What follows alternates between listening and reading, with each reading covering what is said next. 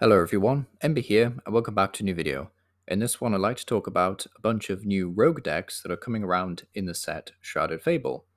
So just before we get started, I've got some new card translations to go over, though chances are most of you have probably seen all of these card translations, but for those of you who have not, Pechurant EX has the ability Controlling Chains, which says once your turn, you may switch one of your bench Dark Pokemon except any Pechurant EX with your active Pokemon, and if you do, your new active Pokemon is now poisoned.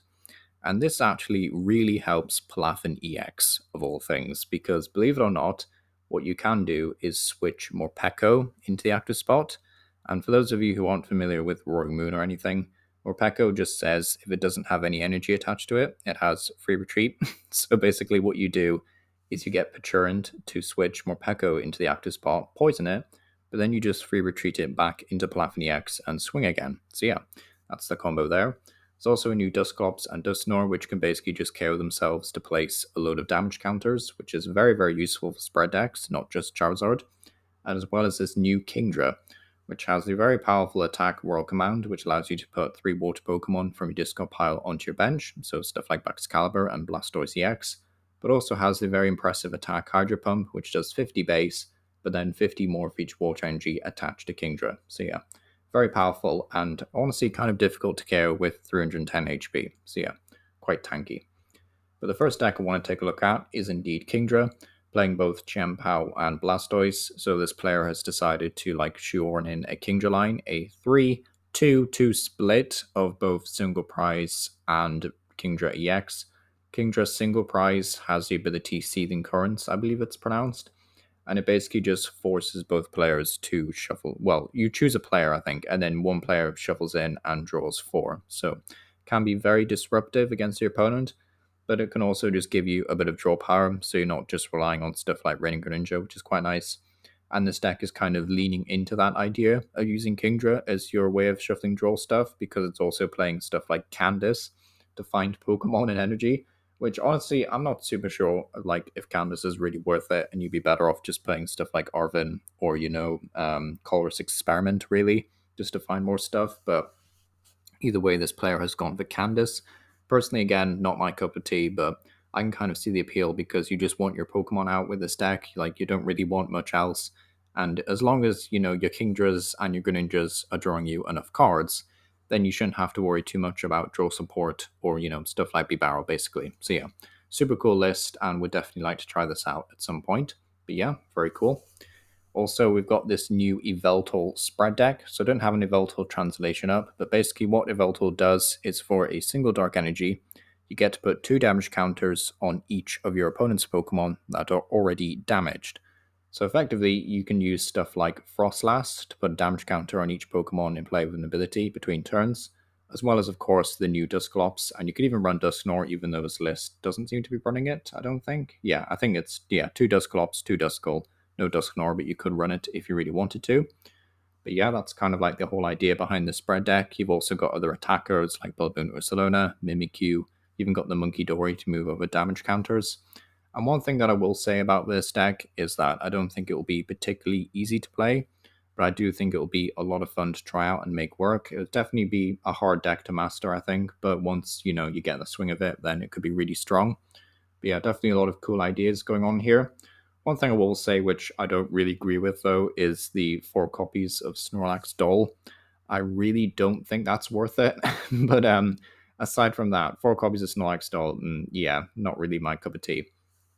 Also, this deck is actually playing the new Aspec Stadium. The what's it called? What is that stadium called? My mind's drawn a blank from it. Research Lab or something. No, that's for the fossils.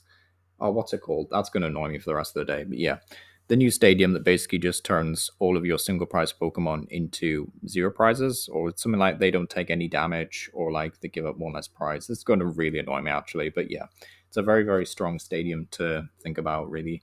I mean, you don't really have much of a point in running Hero's Cape because it's just, your Pokemon are so fragile anyway. Maximum Belt is a bit irrelevant because you're spreading damage, not inflicting direct damage.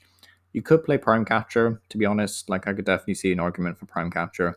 And if you're running more stadiums, you could also lean into Tinglu and stuff. So that'd be quite cool to see. But yeah, The stadium is very, very good, but you'd have to worry about your opponent also having their own stadium. But if there's not super many like great stadiums, then this one could be good. But I think the stadium will get a bit weaker because of how strong Area Zero is in Japan, and like I think Area Zero will definitely like take over the game for a bit. So yeah, it's a cool stadium though. It's very cool, and this deck is very cool.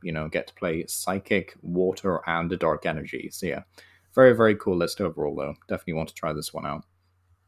Next up, though, is we have the Pechurant Palafin combo. So if you skipped over the card translations, basically what this combo is that you use Pechurant to switch your active Pokemon, so be it Palafin or whatever, with a Morpeko that's on the bench.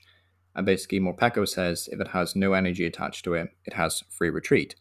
So what you do is you attack with Palafin, or maybe you want to use, Palafin's ability on the stage 1 single prize Pokemon. You switch it with your Morpeko, and then Morpeko gets poisoned, but it doesn't matter because Morpeko has free retreat at that point, and then Morpeko just retreats into your new Palafin. So yeah, that's kind of like the whole idea behind this deck. It's a super cool combo. You can also do this quite easily with stuff like switches, prime captures, and honestly, yeah, I just think this is a massive upgrade to this deck, and I'm surprised that not more people are talking about it, but I guess Palafin has left like a sour taste in a lot of people's mouth, especially the game-breaking, glitch-breaking deck that was the freed one on TCG Live. That was embarrassing, to say the least, but yeah.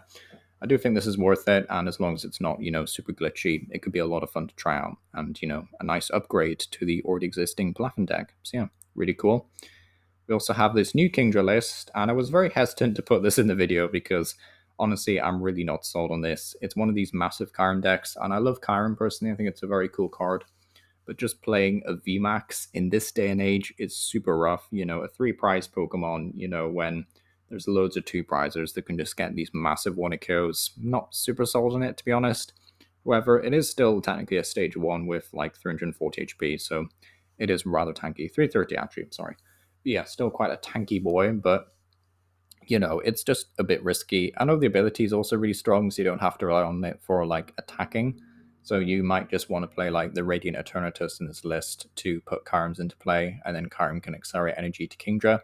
And then you can also use like Bax Caliber is also in this list. So, it's like this funny deck where you can use Kingdra to put Bax Caliber and Kyreum onto the bench, and maybe Palkia as well. And then like Palkia can also accelerate energy. It's a bonkers deck, to be honest. Like it is bonkers. And I hope that there's, some YouTubers out there that end up playing this. Personally, I don't want to sink the credits into like a 3-4 line of Kyreum, but yeah, it looks like a lot of fun though, and definitely something worth paying attention to. Could be a lot of fun. Next up, though, is we do have a Vespiquen deck, which is not a name I've had to say in a while, just because I don't think Vespiquen was super great.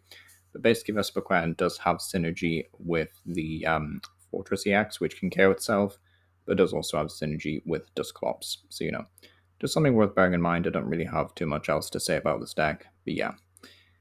Thank you for watching. Let me know what you think down below. Is there any list that you really like? And yeah, thank you for watching.